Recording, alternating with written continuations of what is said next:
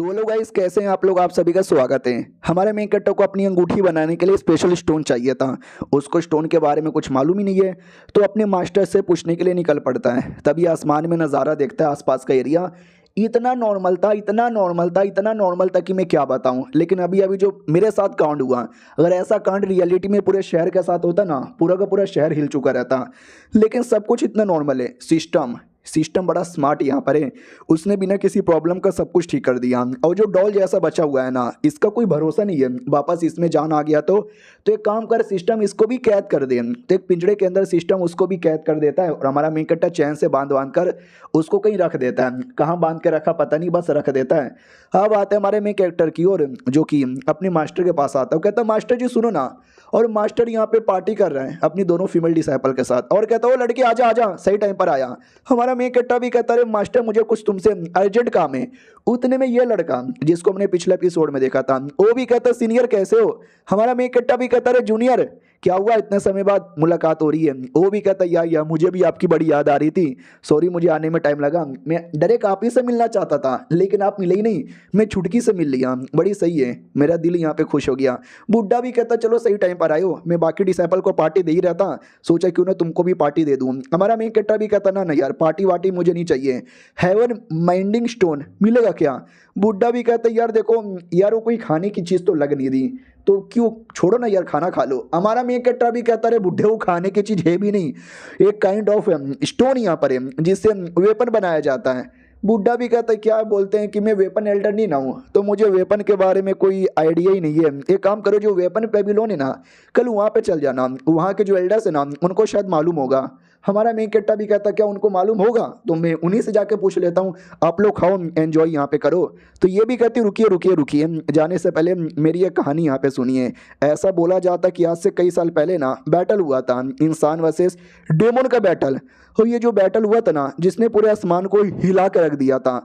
और ये बैटल इतना हार्ड था कि ना कोई जीत रहा था ना कोई हार यहाँ पे रहता। तो कोई आया सामने जिसने पूरी पावर यहाँ पे लगाई और उसने आसमान का एक टुकड़ा यहाँ पे लिया, उसी टुकड़े से उसने एरिया डिवाइड कर लिया जहाँ पे इंसान लोग अलग रहने लगे और डेमन लोग अलग रहने लगे। और जो टुकड़ा है ना उसी को शायद हेवन बेंडिंग स्टोन यहाँ पे बोला जाता है, जो आपको यहाँ पे चाहिए। हमारा मेन कट्टा भी कहता हो तो उसके पीछे की कहानी इतनी कॉम्प्लिकेटेड है, फिर तो वाकई में वो मेरे काम का आ सकता है। भाई दा वो मिलेगा कहाँ पर। तो वो जो लड़का था जूनियर, उसके बारे में बोला जाता है कि वो जो हीरो थे जिन्होंने बचाया था, उन्हीं से रिलेटेड काफ़ी लोग थे। उन्हीं में से एक इंग फैमिली थी और ये लौंडा इंग फैमिली का ही मेंबर है, तो ये शायद आपको दिलवा दे। हमारा मेन कट्टा भी कहता सच्ची में, लेकिन वो लौंडा सैड हो जाता है और कहता है दिलवाने की बात अलग है, क्या ना मेरी फैमिली मुसीबत में, मुझे अपनी फैमिली को बचाने के लिए हेल्प चाहिए। तो डिटेल में कहानी बताई जाती है कि तुमको मालूम होगा ये जो है इवेंट आने वाला है जिसमें सीकर के अंदर सब लोग यहाँ पे जाते हैं, उसी में से एक मेरी फैमिली को भी मौका मिलता है। और हमारे फैमिली के अंदर बिशप करके एक टाइटल होता है, काफ़ी इंपॉर्टेंट लोगों का टाइटल होता है। और मेरे चाचा बिशप थे और उन लोगों ने मिलकर डिसाइड किया था एक टीम बनाने का, जिसमें काफ़ी यंग यंग लोग थे। और हमने एक पूरा रास्ता डिसाइड किया था कि इस रास्ते से जाएंगे, यहाँ से मिलेंगे, यहाँ से ये करेंगे, वहाँ से ये करेंगे।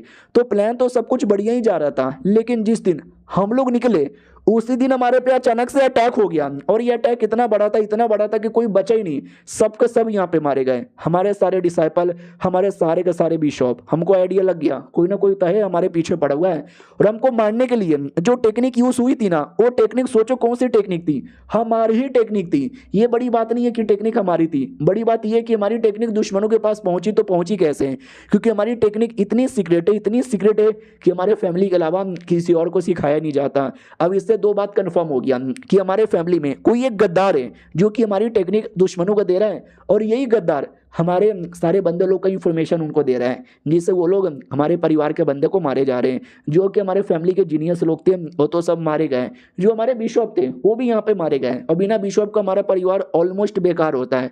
तो हमें एक नया बिशप यहाँ पे बनाना है, और बाकी 2-3 बिशप और थे वो सभी छोड़ के चले गए।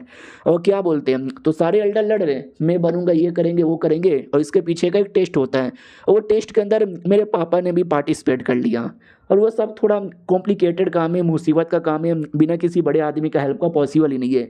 तो सीनियर में आपसे हेल्प मांगने आया था कि प्लीज़ यार उसके लिए हमारी हेल्प कर दो, ये एहसान हम कभी भूलेंगे भी नहीं, प्लीज़ यार प्लीज़, आपसे ज़्यादा बेहतरीन कोई नहीं हो सकता। और वो जो हेवन स्टोन है वो मैं आपको जुगाड़ करके दे दूंगा। लेकिन बुड्ढा मास्टर मना कर देता है कि बिल्कुल भी ना, ये नहीं जाएगा। वो भी कहता क्यों, तो बुड्ढा भी कहता क्योंकि तुम्हारी ये जो बिशप ट्रेनिंग या बिशप टेस्ट होता है ना, मैंने इसके बारे में सुना है, इतना कॉम्प्लिकेटेड होता है कि कई बार बंदों की जान चल जाती है, स्पेशली उन बंदों की जो सपोर्ट करने आते हैं। अगर तुम्हारा सीनियर सपोर्ट के लिए चल गया तो भाई सीनियर पे भी अटैक होगा, बेचारा अकेला लड़का कितना अटैक यहाँ पे सहेगा। तो ना यार, कुछ भी हो जाए इसको तो मैं जाने का मौका नहीं दूंगा। ये नया नया एल्डर यहाँ पे बना है, अभी इसकी पूरी जिंदगी बची हुई है, तो यार लाडले तू ना जा। लेकिन हमारा मेन कैरेक्टर अपने मास्टर की बातों को इग्नोर मार देता है और कहता बता रहे जूनियर, मुझे तेरी हेल्प के लिए क्या क्या करना पड़ेगा। तो वो भी कहता सीनियर देखो ज़्यादा कुछ नहीं करना, 3 टेस्ट यहाँ पर होता है, जिसमें पहले टेस्ट के अंदर तुम्हारा टैलेंट, तुम्हारा पावर, तुम्हारा वही जो हिम्मत शक्ति कितना है वो यहाँ पे टेस्ट होता है, जिसमें तुम्हें बीस्ट वगैरह मारने पड़ते हैं। और बाकी दोनों जो टेस्ट है ना, तुम्हारे लीडरशिप क्वालिटी को कि बढ़िया लीडर बन सकते कि नहीं, बढ़िया बिशप का काम कर सकते कि नहीं, वो टेस्ट होता है, जो काफ़ी आसान है, जो मेरे पापा आसानी से पास कर लेंगे। जो पहला वाला है ना वो हार्ड है, उसके अंदर लोग अटैक करते हैं, तुमको रोकने की कोशिश करते हैं। तो अगर आपने उसमें हेल्प कर दिया, सपोर्ट कर दिया तो काम पूरा हो जाएगा। हमारा मेन कैरेक्टर भी कहता है ठीक है मास्टर, तो चलेगा ना यार, देखो मैं अपनी मर्जी से यहाँ पे जाना चाहता हूँ। आई नो आप मना करना चाहते हो और मास्टर की बात मानना चाहिए, लेकिन मैं आपकी बात नहीं मान सकता, क्योंकि प्लीज़ यार हमेशा मैं आपकी बात क्यों मानूँ, अपनी दिल की बात तो माननी चाहिए, सुनो सबकी करो अपनी दिल की।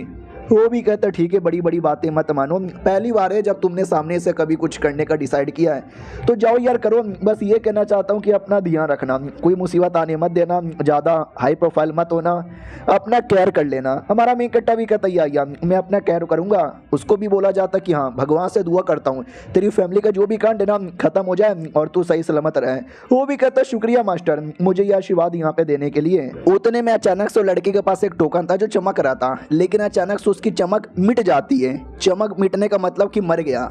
ये मेरे दूसरा एक भाई था, ये उसका टोकन था, यानी वो बेचारा मर गया। ये जो गद्दार ये कमीने लोग हैं ना एकदम हमारे पीछे पड़े हुए, एकदम हमको मारना चाहते हैं। एक बार मुझे उस गद्दार के बारे में मालूम चल जाए साले के 1000 टुकड़े करूंगा। और ये चैप्टर यहीं पे खत्म हो जाता है। पीछे अगर आपको म्यूजिक सुनाई दे रहा है तो म्यूजिक सुन के नाच लो यार, क्योंकि मेरे यहाँ पे शादी है। मिलते हैं किसी और वीडियो में, जब तक के लिए बाय बाय।